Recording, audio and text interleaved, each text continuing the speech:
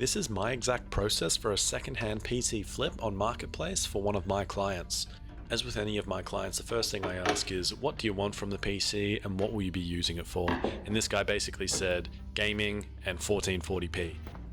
So the first thing to do was to look around Marketplace and find something that met his requirements, and I fell upon this build.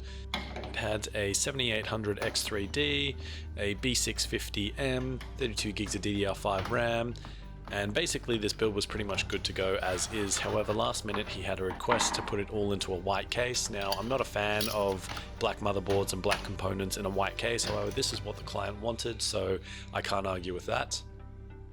So I paid about $700 for the other PC. Now I am only using the motherboard, CPU, RAM and SSD, so let's call it $600 flat.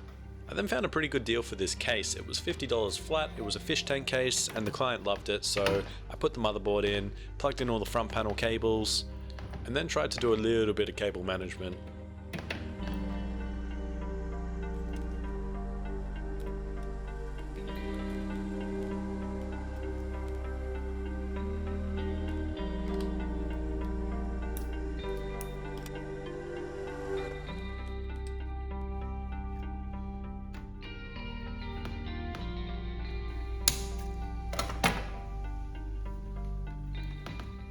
So in this build I had a spare white RM850 power supply.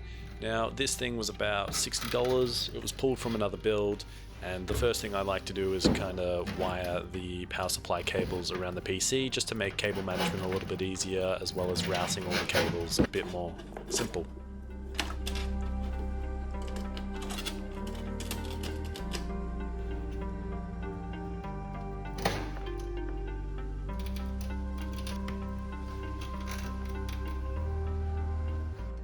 For these builds I like to try and get everything off of Marketplace, however the client was set on this particular graphics card. It's a 9070 XT, 16GB, and as you can tell, white.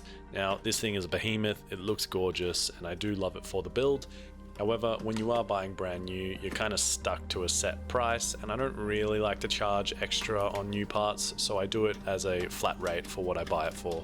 I think this GPU ended up costing me about $1,050. It does look incredible, however, it was quite expensive.